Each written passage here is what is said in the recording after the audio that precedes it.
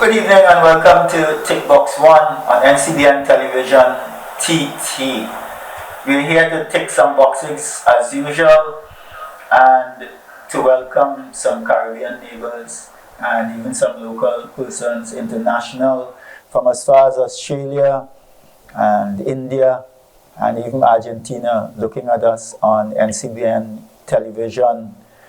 Wonderful to be back with you guys, and this week we speak basketball. I was just reminded that it's not boxing, it's basketball. So we're here with basketball this time around, and it's a pleasure indeed. It's one of the sports that I played, and I didn't get too far with it. Got too far with injuries, but I didn't get too far with the sport itself. I have some distinguished guests with me this evening, and I'm going to start with the one in studio. That's Mr. Adrian Joseph. Professional basketball player, man who studied in the US. I'm not sure if you were with Bob Huggins. No, Robert Allen. No, the coach, Virginia. Pete. I was with Pete Gillen, and then he was unfortunately fired after his first year, and then the new coach was Dave Lado. Oh, okay, no problem. Yeah. I know that Bob Huggins was a part of that program at one time. In the early years. In the early years, yes. But Adrian is here with us, and it's wonderful to have him, of course. And we also have some royalty from up the islands, one of my favorite places that I like to visit, St. Lucia. And out of St. Lucia comes Leslie Buffy Collimoore. I was told not to introduce Leslie without not calling him Buffy. And he's president of the Caribbean Basketball Commission. And we also have his president, GLEN LALA GUISTE. He's president of the St. Lucia Basketball Association. And we have a local entrant, another local entrant, Miss ALLISON Bastien, who I'm meeting for the first time. And she is in charge of secondary schools basketball in Trinidad and Tobago. So we have a really, really nice mix. And we're trying to find out today what really is going on with Caribbean basketball. Ladies and gentlemen, welcome to the program. Welcome to TICKBOX ONE, and let's move forward with trying to tick some basketball boxes. And I did say basketball. I sure said basketball and not boxing. Good. So let's try to tick some basketball boxes. And I'm going to start first with the president. I'll start with the president of the Caribbean Boxing Commission. And he gave me a whole long list of bodies that he's attached to. So probably he can now tell us, Leslie, you can go down your list and you can tell us all these different bodies that you're a part of. And at the same time, start the debate with what is the problem with Caribbean boxing at the Caribbean basketball at the moment. Oh gosh! Yes, give me a little break. Caribbean basketball at the moment. Alright, so thank you very much, James, for inviting me to the show, and I just want to extend greetings to my co-panelists. It's a pleasure to be here on with you. I see a very familiar face from St. Lucia basketball with a really nice shirt on. So, special good morning to you, President East, and everybody else, and of course to your viewers and your listeners logging on to the show. So, as you would have mentioned, my name is Collimoore. I am the president of the Caribbean Basketball Confederation. I'm also going down the list as you requested. I'm also Consent Carbon is the regional board that sits immediately above Caribbean basketball, which is COCABA, which is Latin America and the Caribbean. So I'm the second vice president of Consent Carbon. Also SLBF trustee. I was the former president for 12 years in the Provincial Basketball Federation. And of course, I am now on the FIBA Americas, which is the governing body for basketball in the Americas as part of FIBA, the headquarters.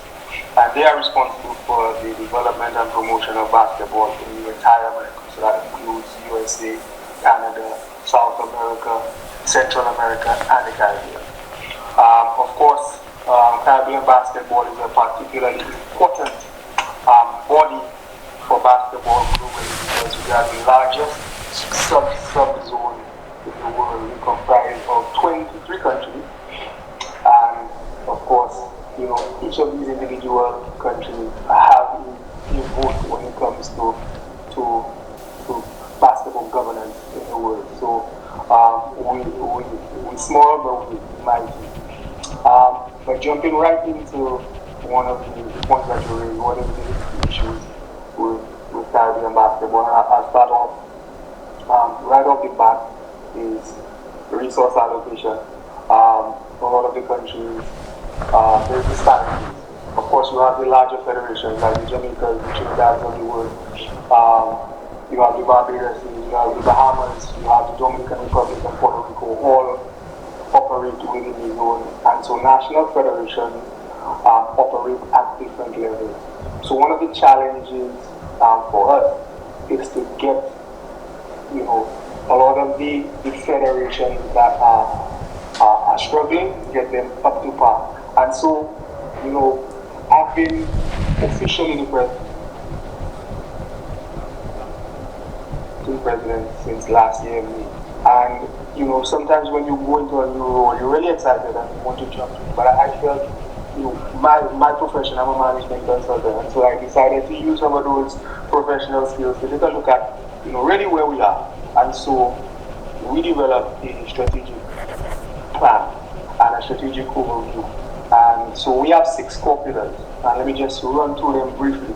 One, to ensure that, you know, our strategic objectives for Caribbean basketball is in line with Consent Harbor that sits on top of us, and of course FIBA Americas. 2, to build back the Caribbean basketball brand, because we have a lot of talent in the zone. I mean, it sounds cliche, but we had a meeting recently that 25% of the National Basketball Association, the NBA, can track its lineage to the Caribbean. So we need to leverage off of that. 3, ensure that the technical services and structures that are in place, as I mentioned before, are there to support, you know, underserved and underrepresented national federations.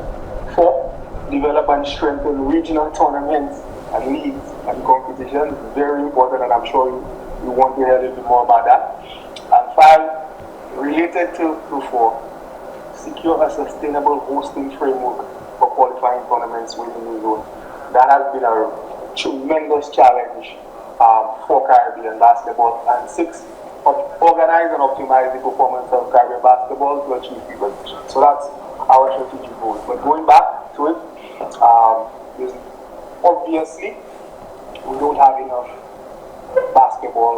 high-level basketball tournaments operating at the senior, at the youth level, and parity in terms of male and female basketball. A lot of basketball is being played within our countries, but we're not testing ourselves with enough competition. And that really, in my view, just taking a look back, that really is because FIBA, our governing body, have the qualification mandate. They focus on qualifying tournaments, whether it's for Olympic Games, whether it's for World Championships. That's what they care about. That's what they focus on. But for us, as a zone, we need to develop our own developmental pathway, competitions for development. So competitions for qualification is one thing, but we need to have competition to develop. Because how do we expect our young men and women to go and play at the highest level in a qualification pathway, and we don't have enough experience playing within our zone. And so I know I've said a lot here, but I guess we'll touch on that a little bit later. And I'm expecting our guests to ask questions since we have me sitting in front of them directly in the firing line. So I'm here to answer any and all questions, but I don't think that we can capture all of the information in one show, and I'm letting you know that I'm willing and able to come back at your disposal. But that's in a nutshell, just an overview of where we're at. Well, definitely, and there's a promise because we have so much to answer. And one of the things that you said there that is so important, you laid down the, definitely, and there's a promise, man. You will come back for sure. But and you will have some more questions to answer. But you mentioned something there that was most important. You outlined the structure for Caribbean development, and I know that's what we're speaking about. But if we don't have the same structure within the respective countries, then we definitely not going to get at that Caribbean level. So let me move now to Glenn. And I was in St. Lucia recently, and I took a peek at your national championships, if you know what I mean, if it is that. And I saw good talent and everything.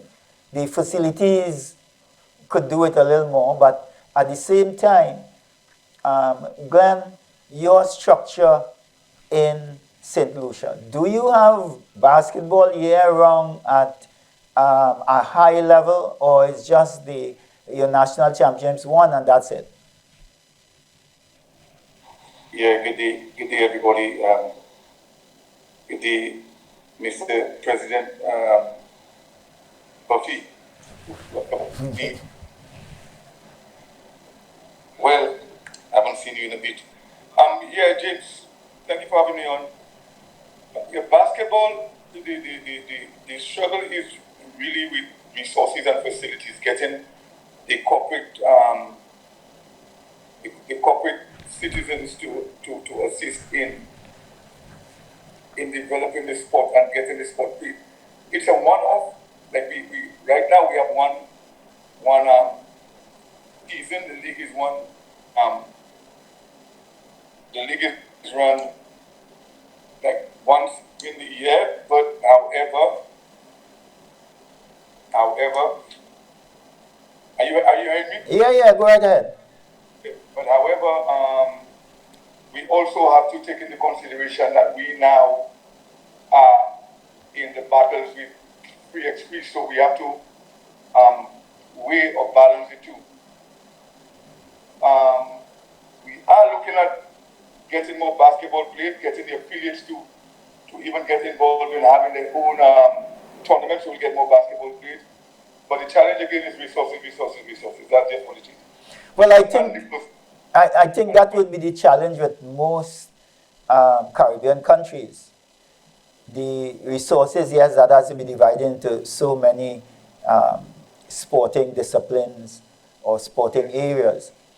Let me go now to Allison. And the president of the Caribbean Commission spoke about structure. And it all starts with the youths. You are the president of our secondary schools association.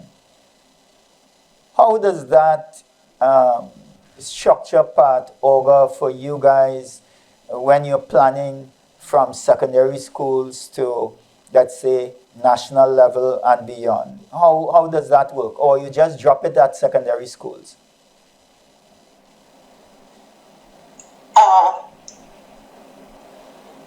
How the secondary school, good morning everyone, Allison Bastien, schools basketball president.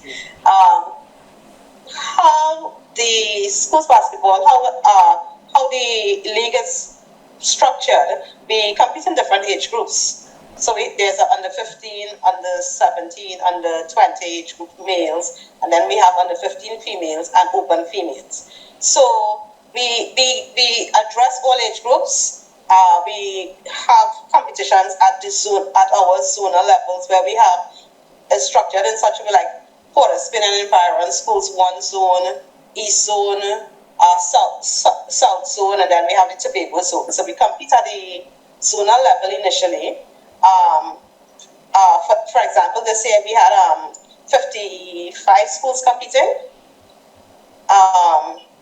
So we compete at the zonal level, and then we have a national championship. So we are, sports basketball, we are working in terms of developing athletes for national competitions and things like that. We have been working.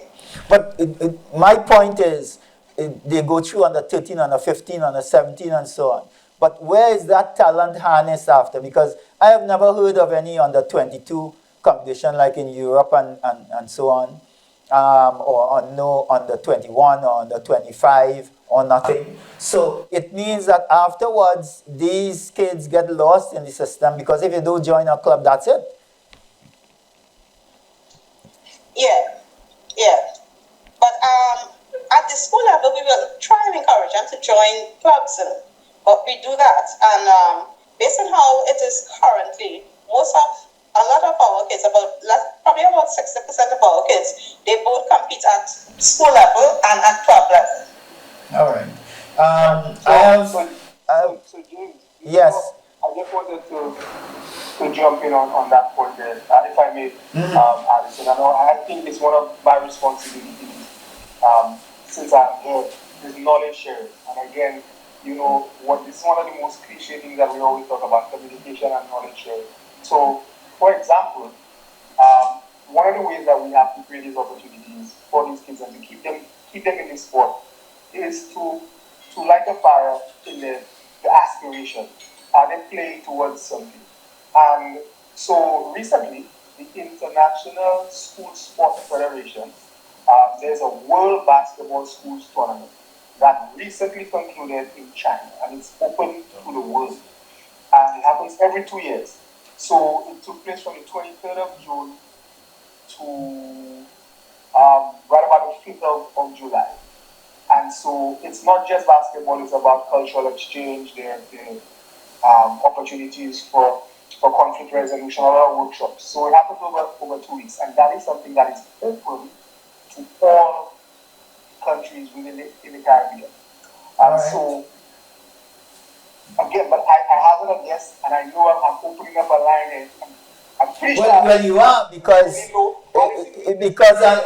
something like this exists. Because you see what I mean? You open that up now, and now we definitely will have to talk about that. But we go to break now, and when we come back, I want to hear from a gentleman who has been through schools basketball in Trinidad. I was reading his bio earlier on. Schools basketball in Trinidad, college basketball in the US, professional ball, and so on. So see you guys after the break. We come back. Remember, you're watching TICKBOX ONE on NCBNTT. When we outside, it's an ocean of love. All that we align up to the stars up above. Let we dance now. Take a chance now with me. And we go down till morning. Look, the moon gone sleeping. Tell them we not leaving till the last drop of a canal is madness in the capital. So I feel like I'm running tongue again. Jump and shake. Nigel Coutier. Hi, I'm Jemima Joseph. And I'm Jovan Paulette. We are coming to a community near you. We're going to speak community talk. We want to hear your issues, your concerns, or what will improve your community. Look out for us. We'll be coming soon, Nigel and myself, to your community to hear in whatever way we can do to improve your environment, be it employment, infrastructure, anything to improve your living as well as our own. Catch us on NCBNTT television for Community Talk.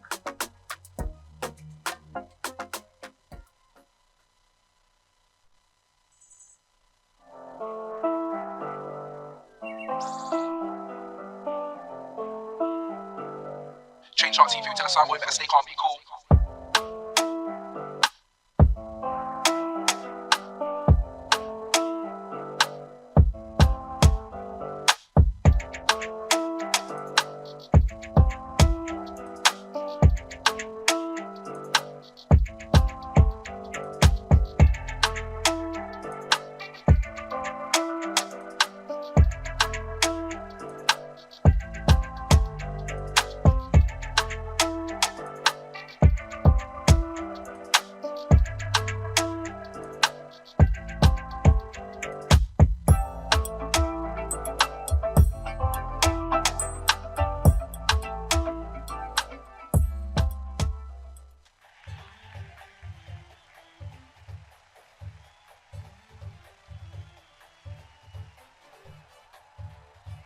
I'm Steve David, and I'm your host. Today I talk football as usual, and I have with me Linda Bramble, welcome to the segment. Michael Ragnar, welcome to the set. Mr. George Jefferson, George Anthony Clark, welcome to the set. That's Dwight Delion. The president of the SSFL, Mariri Gonzalez. Mariri, welcome to the set. Leroy Delion, welcome to the set, Leroy. Thank you very much. Thank you for tuning in every Tuesday night, and NCBNTT, thanks for the opportunity.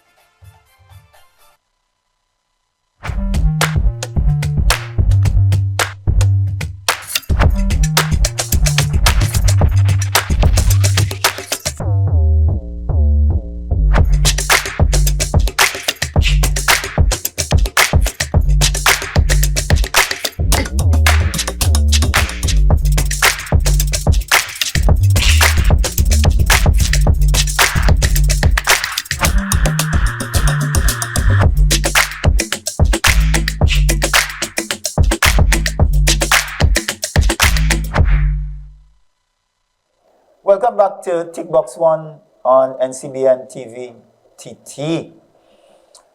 We left at the break speaking about the structure of basketball in the various countries. And I guess it might be different in each country, but we all have the commonalities that we have to work with. Adrian, you have done much more than us. You have played extensively college ball. You were up for McDonald's All-American in the US. You played some professional ball all over Europe, I'm seeing. I was reading your bio this morning. What do you see, in your view, is wrong with the structure of basketball in Trinidad? Okay. First of all, good morning, everyone. Thank you for having me on the show. What I would like to say, first and foremost, I would have been through the entire process from the secondary school basketball. You know, I was awarded a scholarship from St. Benedict's College to the United States, went to high school, won 3 different championships in high school. I attended the University of Virginia, where I was the 7th all-time three-point shooter in history of the school, played professionally, like you mentioned, all over the world. And I would have had an opportunity, I worked out with the Washington Wizards as well. And I would have had an opportunity to be exposed to basketball at a very young age, traveling at a very young age. And for me, Glenn would have mentioned it in terms of getting the private and corporate sector involved. And if we take, for example, and we look at cricket, players that play cricket from a young age enter clubs, academies, there's an incentive locally where these players could play cricket locally, play regionally, and that's their career. You're making money, so you have, and your 9 to 5 is going on the pitch, bowling, fielding, batting. All right, and I think we in the Caribbean is lacking in terms of getting that sector involved, the corporate and private sector, to invest in the sport. So, like Ms. Bastien would have mentioned, we have under 15, under 17, under 20. What happens after that? You join an academy, basketball continues.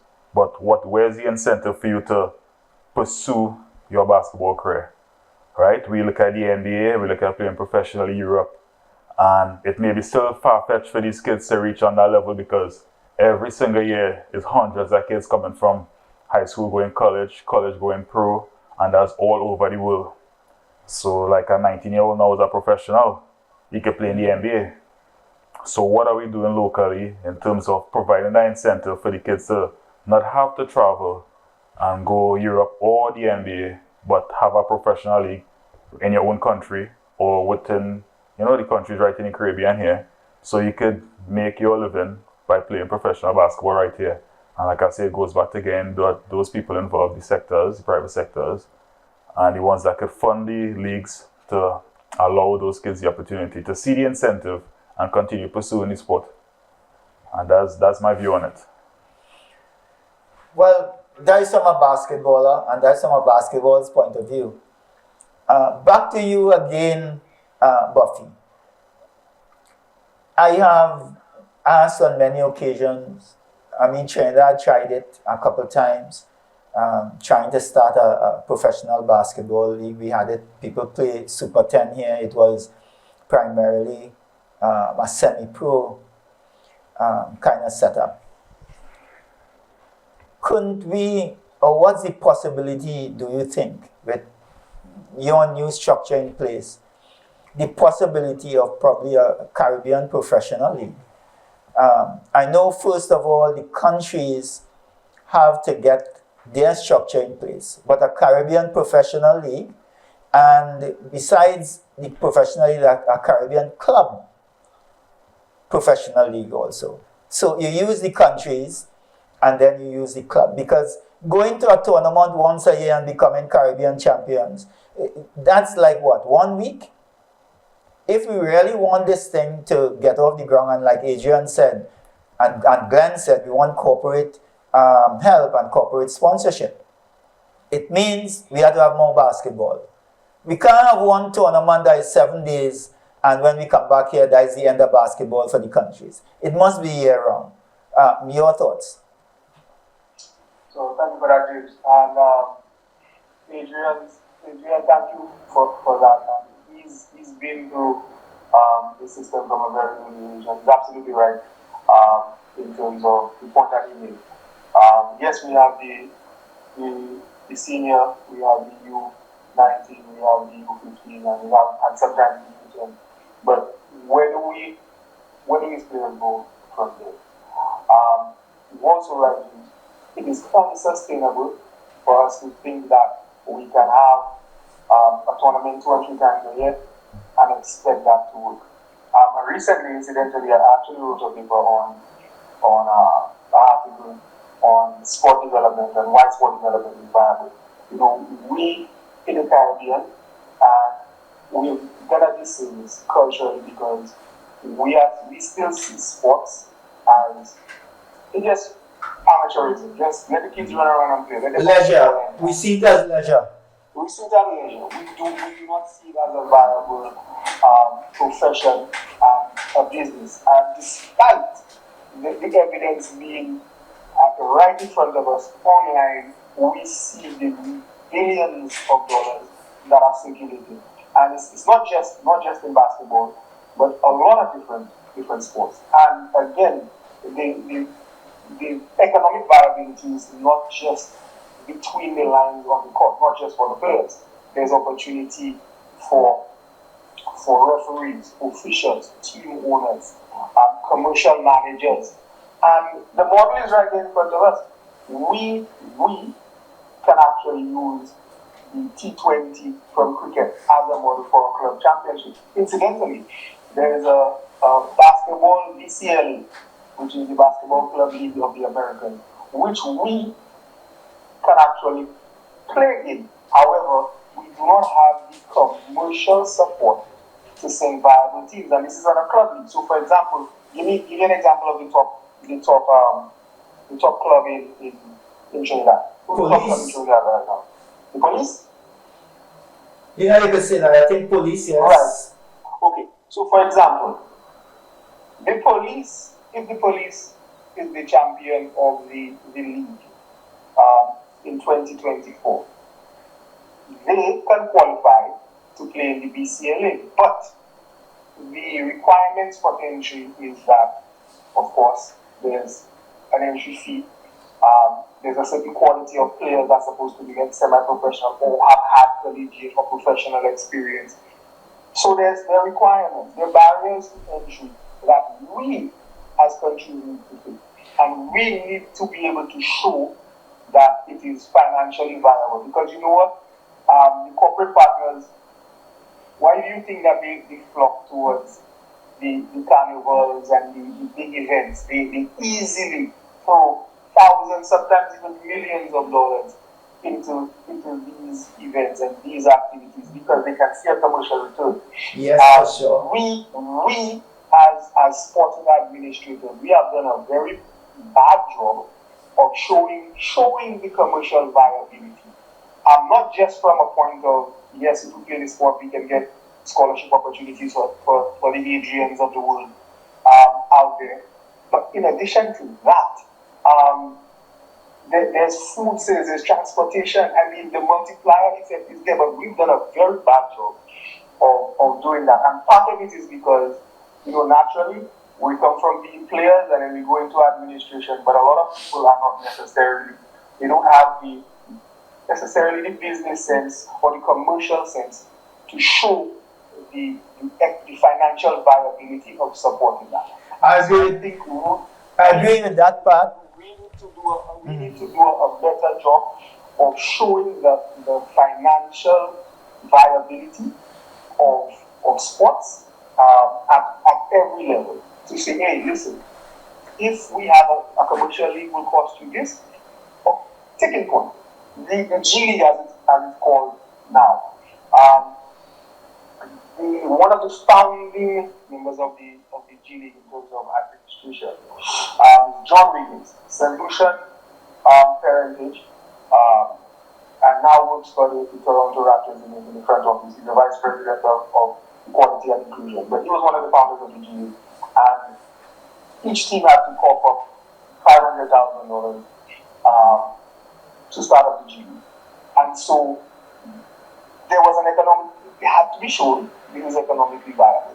So we need to start there. We need to actually do the groundwork to show the economic viability, and we've done a very poor job of that. We play basketball or we play sports, it's cyclical, we know we have a, but we fail to show, we speak in terms of what we want when we go to a sponsor. We want center, we don't show this is what this can do for you. This is the financial viability of supporting something like this. Whether it's brand promotion, whether it's direct revenue and sales, we need to show them that this is viable. Allison, let me bring in Allison. Allison, when you have your secondary schools league, just as how Adrian here was looked at, targeted, and he ended up with a scholarship to the US and so on. Do you guys look at that? And also, as a second part of the question, I think you're a member of the executive of the NBTT also. Our league, I think, is what? It runs for like about, 2-3 months, Adrian? Or less? Yeah. It runs for about 2 or 3 months. But I am now hearing about the possibilities of club basketball and even country basketball from Buffy. Has that been a viable route for us at all? We knew about this, to send teams and so on to these club championships and things, or at least throw it out to the teams and see if any one of them would be able to do so?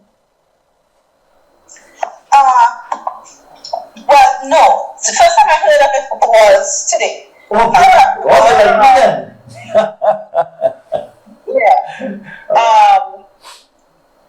But schools basketball, actually currently we're in the process of trying to organize our national champion winners, which is our under 20 winners, to go out to compete in a tournament in Jamaica. Our winner, the under 20 winners, going out to compete in a tournament. But we are in the process of putting those things in place. All right. But in my point is, and I'll switch to Glenn after. My point is, instead of us doing these tournaments, why can't we do like 6-7 months of basketball between our countries? Instead of us going to a tournament in Jamaica where we meeting just 5 teams or 6 teams. Why can't we have it year round where we do like a home and away 3 times or whatever it is, and we keep playing basketball, whether it's at all levels? Can't we see ourselves doing that, Glenn? He dropped off. Yeah, okay. He dropped off. But I can actually jump in and answer it. Mm-hmm. So that is something that is absolutely viable and something that can be done. You know, what has happened is there has been an over focus on just the FIBA qualification pathway, and so we, as I mentioned before, and neglect of Caribbean boxing and basketball. Just like boxing. Right. So, yes. So we because of our over concentration on that qualification pathway, we forget the developmental pathway and say, listen, the developmental pathway is something that we can run sustainably in the region that will help support the qualification pathway. Because what happens is that when we send these teams in a qualification pathway, it's not that we don't have the talent or we can't win, but we don't have born from the basketball, we don't have enough reps in. We haven't played enough. We haven't played enough high-level competition, and so we do not perform well. We underperform.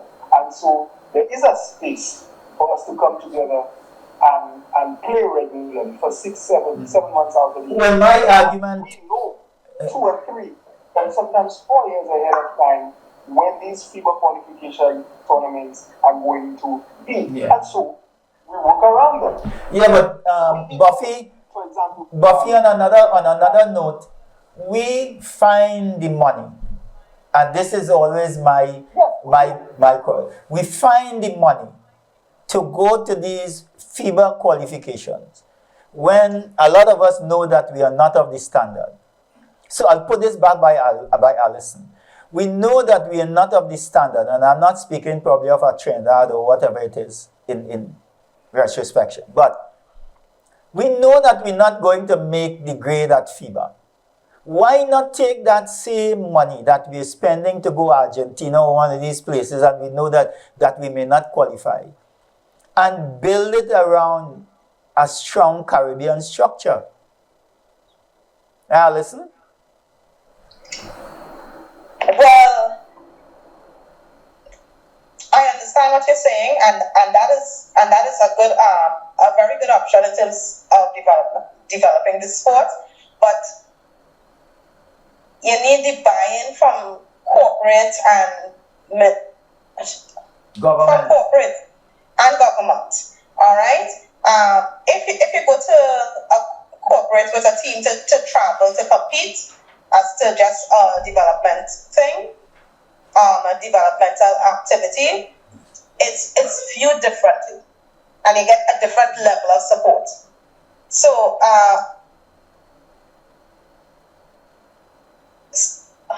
corporate has to understand, to develop, to get to a place where we can compete and compete well, we have to participate in activities locally and put into that.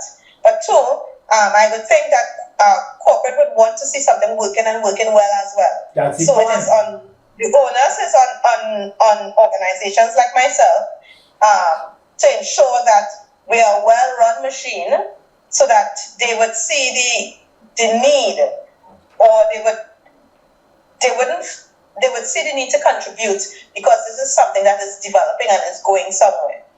All right, Allison, that is good, because when I come back after the break, we go to break now, and when I come back after the break, I want to ask if we are operating as well-oiled machines in the various countries. So I am definitely hoping that Adrian could lend his 2-piece as a player, because the players have a distinct opinion on what is being done correctly and what is not, and the administrators have another one. So let's go to break now, and when we come back, let's speak about well-oiled machines and see how many more boxes we can take. Remember, you're listening to TICKBOX ONE on NCBNTT.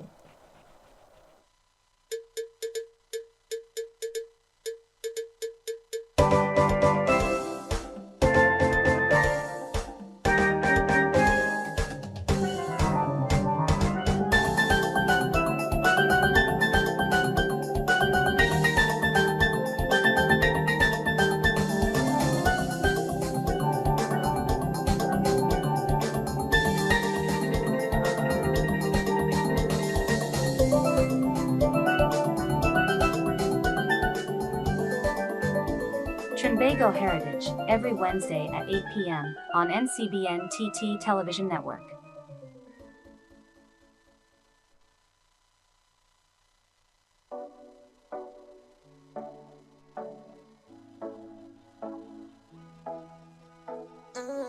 Hi, I am Nigel. Quote Me Today is your daily motivational segment to start your day right.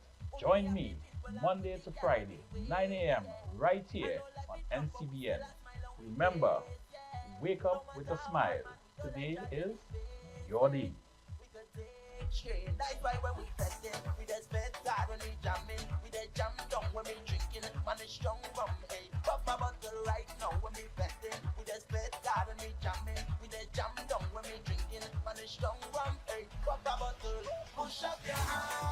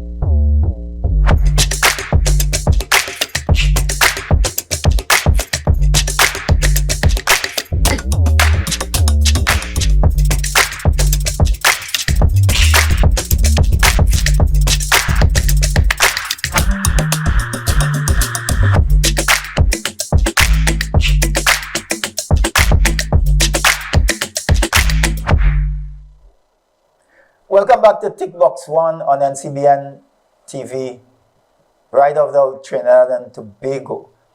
And before the break, Allison brought up a very nice point that I was going to leave for last, and it is last anyway, but the well-oiled machines. And I'm going to ask the athlete first, Adrian, national player and pro player. Adrian, do we have a well-oiled machine in Trinidad? A well-oiled administrative machine? Well, I am not able to answer that question based on the fact that I'm not familiar with every single part of the organization and how it functions. I do know that it is a work in progress. A lot of people is trying. Ms. Bastien is one of them that has been trying to get the secondary schools basketball going. She has been doing, I have been lazy with her quite some time, and she has been doing a good job and working hard to get things going.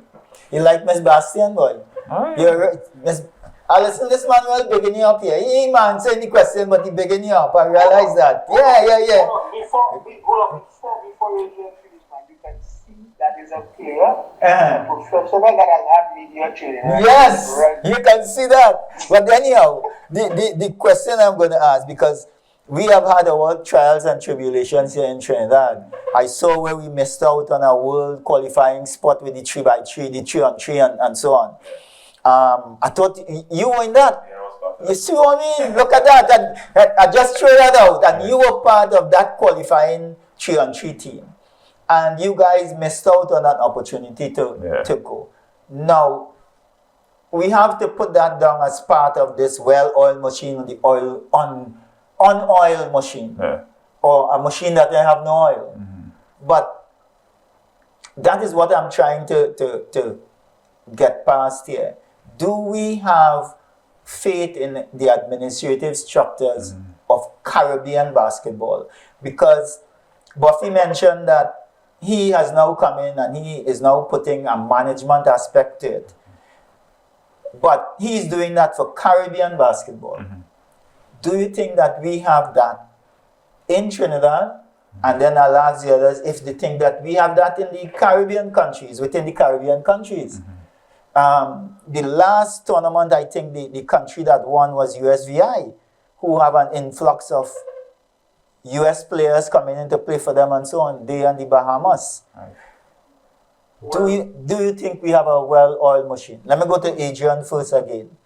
And afterwards, I'll go to your girl Allison here, who you're trying to big up as much as possible. I think it's a work in progress, like I mentioned before. We have people trying to get things done. One of the things that Mr. Collimoore would have mentioned is a collective effort. All right, and being part of the Caribbean, we are also cultural. So like we don't see the sport, as he mentioned, as something that could be something life-changing, something that could be a career here. And I have a sports club, and sometimes around test time, you hear the parents say that they have exams, they can't come to practice and that kind of stuff. In the United States, if you're in school, the teacher doesn't want to hear about practice, and the coach doesn't want to hear about class. So you have to find a way to balance both, and that's the mindset we need to come to in terms of the approach for sports, and then we'll be on a different level in terms of the professionalism from a very young age, both as a player, as a parent, and as a country. Okay. So, Allison, what about you, Gil? You think that we're running as a well-oiled machine, as you said?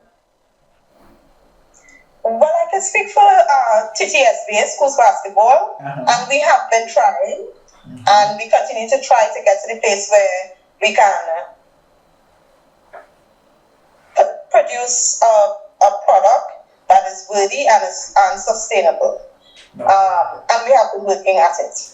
In terms of the national community, there are people who have been working at it and they continue to work and try their very best for things to progress. It's a work in progress, as Adrian said, and we just have to continue. The workers have to continue working, and we'll see the light at the end of the tunnel shortly. All right. Elections is next year. I talk about political elections, right, Adrian and Allison? I'm going to nominate all to go for office, for sure. Allison, one question I had to ask you, girl. Seeing the success of intercall football, do you speak to the football people and try to piggyback on some of the things that they have done because they have television involved and all this kind of stuff? Do you chat with them to see if you can pick their brain and so on about how best you can or what you can learn from them? Yes, I do, Mr. Gonzalez, and I will speak quite often in terms of what they have and how it's working and how we can adapt it in schools basketball for the success of our athletes. So we do communicate. All right, that is wonderful. Back to you now, Buffy. I guess you could speak on behalf of St. Lucia a little bit. Their well-oiled machine. Right now, you are trying to get the Caribbean Boxing Commission to be a well-oiled machine. Now, you hold respective posts in all these bodies. Most of them, we're not even reaching there in some instances. Or most of the countries will not even get close to like a Centro or whatever it is. Maybe the larger countries. But this part is developmental more than anything else. How soon do you think we could get this machine, at least with a little oil in it? It don't have to be well oiled, but at least oil trickling down a little bit to some of the smaller countries, and that we could have something really going. So let me dive back to the question that you posed to Adrian and Alison in terms of, do I think that it's a well-oiled machine? So the answer were both correct. It is a work in progress, but I would be a little bit more transparent.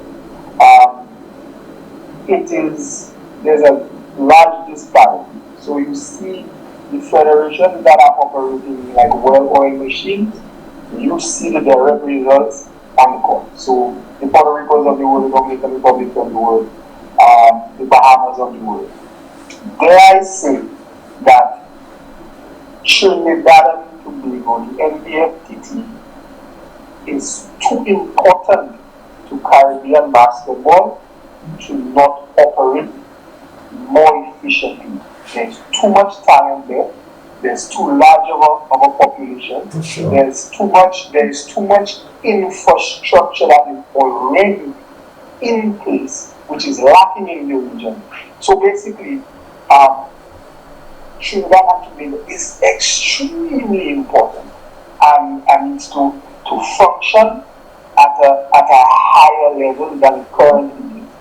Now, for example, that community, when I started, I remember address it a little bit, Alice, in terms of the International School Sport Federation having a tournament every 2 years, taking place in different parts of the world. That communication came from FIBA Americas directly to the National Federation. That is not just me, that is not just information that I have and I'm sitting on. This is information that would have come, I would have been involved and copied on that communication, but it would have went up to every national federation currently in the database. So that information is shared. Again, cliche. We need to communicate a lot better, because from my understanding and where I sit and having relationships and conversations with 23 national federations, I understand the challenges, and I'm one of those people that I speak to people. This is not ceremonial for me. I don't care about titles. I care about the end result, which is the development of and promotion of basketball at the highest level in the Caribbean. That is what I care about. And so that's why I always jump at an opportunity like that to speak to people who are not just administrators, but are tacitly involved in this sport. I am under a lot of pressure from the president of FIBA Americas, because they say, listen, we're giving all of this technical support, we're providing all of these opportunities, and we don't understand the structure. We don't understand why the needle is not moving more with these national federations. We've given 12 basketball courts to the country. We have another 10 to distribute. You know, in some of these countries, courts are still sitting in storage at the ports. That is unforgivable, because you know who we're failing? Not the administrators, we're failing the youth. So we are failing the youth. So no, it is not a well-oiled machine from where I sit.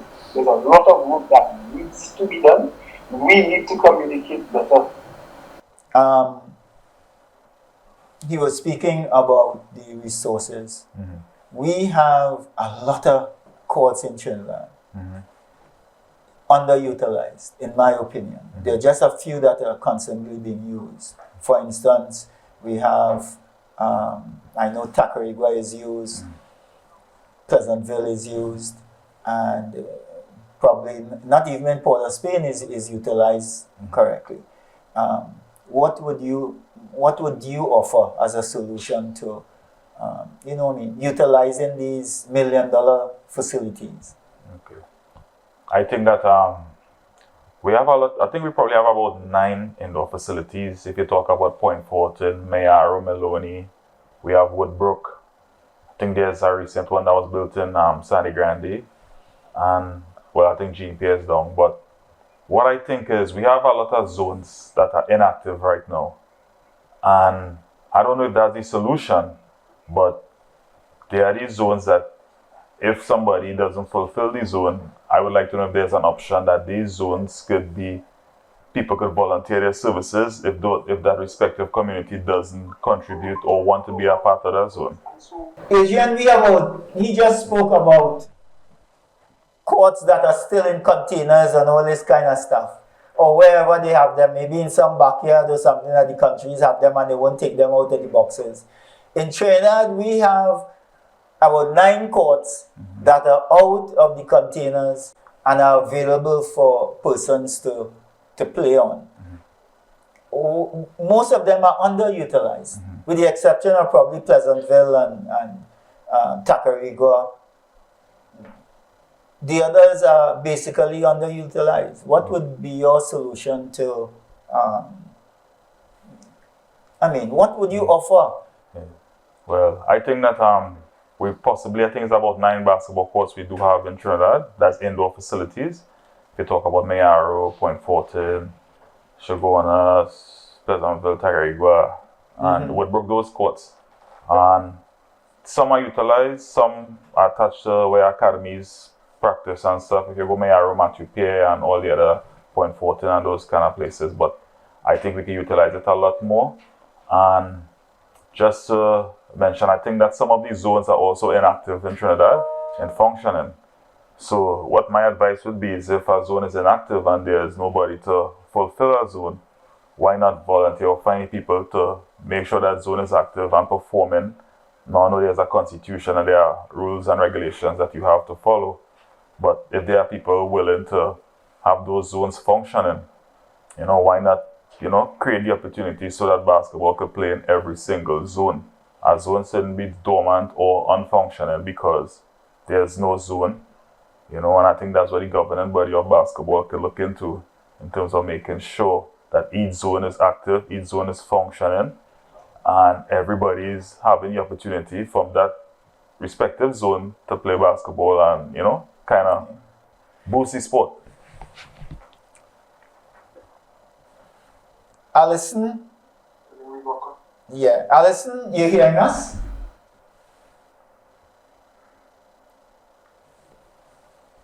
I don't know if Allison's still there. Right, Allison, you are in charge. You're hearing us now, Allison? Yes, I am. Right, you're in charge of secondary schools.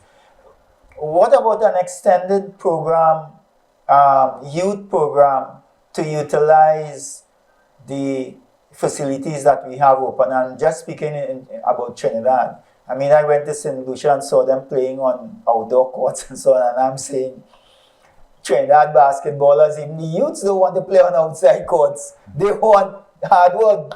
They want the hardwood courts. And it was real mystifying to me that the national championships in St. Lucia was playing on these outdoor courts, and the guys were enjoying it, and I thought a pretty high standard. And in Trinidad, nobody even wants to play on the concrete courts and thing again. What about utilizing, and put on your Trinidad Federation cap here, utilizing for a national youth program and so on? I think most of the programs that's going on from respective coaches and so on, like Adrian and they, do you all have a national youth program besides secondary schools?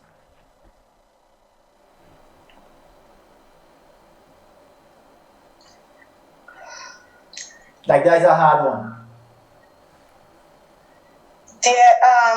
There's talk of starting a national youth program. So I guess it is just to be able to plan and execute well.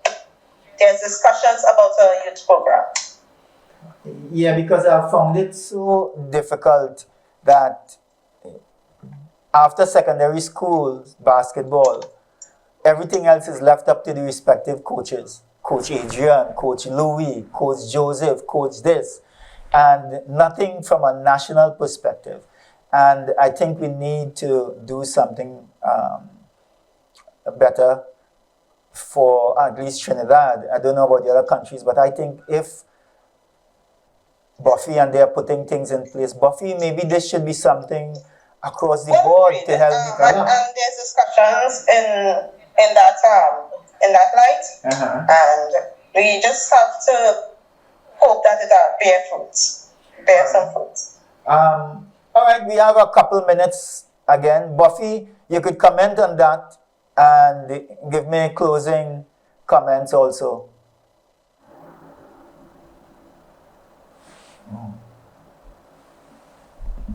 Wi-Fi going.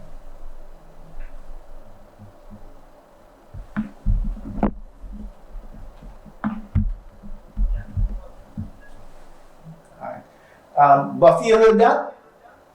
No, I didn't. All right, okay. What I said is, I was speaking to Allison that after the secondary schools program or the secondary schools championships, there's not a national youth program.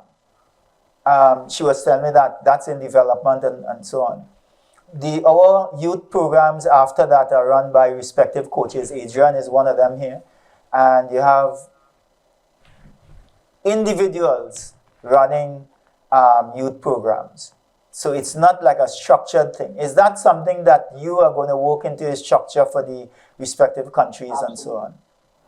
Absolutely. Because you realize that you have to start catching these players younger and younger every time if you want to be able to really catch the youth ones. And so a structured national youth program, beginning at, let's say, U10 and moving up is something that you have, it should not be done in an ad hoc manner. You can still have these individuals who are actually running it, but you provide a structure for them to follow and a farming system, because you know what? You're going to have varying degrees of talent there. And so initially, from the early stages, you want to get these kids to love the sport. And so when you get them to love the sport and you get them playing, then you start to be able to do talent identification and move the elite ones to the pathway. Canada basketball and USA basketball do a very good job of that. And the model is already there, it's just a matter of adapting and our unique circumstances throughout the Caribbean. So absolutely, I think that there's a space, a hybrid model where you don't exclude the individuals who are already operating into that space, but you provide an umbrella of guidelines. So for example, it could be Trinidad Youth Basketball, and so that's the umbrella. And so the guidelines would come from, let's say, a FIBA Americas Caribbean Basketball to NCBNTT. These are the guidelines. These are the guidelines for your players. These are the guidelines for your coaches. This is how it's monitored and evaluated, because you can't manage what you don't measure. It's not just having kids running up and down the basketball court and nothing for that. So from your athlete development to your performance development in terms of how are these young players performing in whether it's local tournament or regional tournament, and then move up the chain. So I say all of this to say, yes, we are working on a model for a national youth program, from development to performance to qualification. And it's not just for the players, but it's also for the coaches.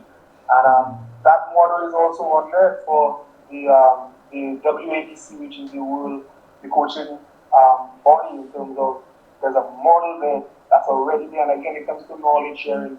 So I'm not the one just sitting on this information. This information is shared to all national federations regularly. Okay. I can tell you regularly. It's just that in my experience and in my conversations, the information does not trickle down. Okay. But in my role, I plan to play a more involved role in terms of being on the ground and meeting with different federations and stakeholders and saying, where are we at and how do we get to where we want to go? All right, wonderful. Closing comments from Allison.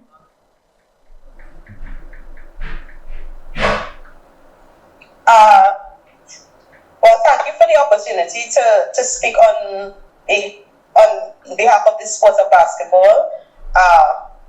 What I would say, we need to continue working. We need to understand that sport has the potential to change the lives of young people, and use it in a way that would serve the young person as well as the country. Because better young people will be a better country. And we just need to work together, communicate effectively, and get the thing going. Adrian, what about you now? Closing comments? Yes, I appreciate the opportunity as well to be here to basically talk about what I think about basketball and my input. And just to piggyback on what Allison would have said, is just, giving the sport the opportunity to grow, to serve its purpose, and it will change lives, and even elaborate more, not only change lives for the youths and the kids, but change lives, period, to everybody that, that is out there being a part of it. Thank you very much. Well, ladies and gentlemen, I'd like to thank you all so much for the pleasure of having you here today. I'm sure you have imparted a lot to our Caribbean viewers, and also our regional and international viewers, because some people from different parts of the world we share the same restrictions with resources and everything else. What I would like to see, Mr. President, for sure, is that more emphasis be placed on Caribbean basketball and not maybe the FIBA basketball can come afterwards, but I think the concentration needs to be on Caribbean basketball. So thanks again for joining me, people, and I hope certainly that I can ask you all back at some time in the future. Maybe when we see part of the development plan working, Mr. President. All right, so happy having you guys here, and you've been watching TICKBOX ONE on NCBN Television TT. I think we would have ticked a lot of boxes today. For basketball, you see I'm emphasizing basketball. I don't want to slip back into the boxing realm. Wonderful. So, appreciate it and have a wonderful evening, you guys. See you guys next time. This is TICKBOX ONE on NCBN Television TT.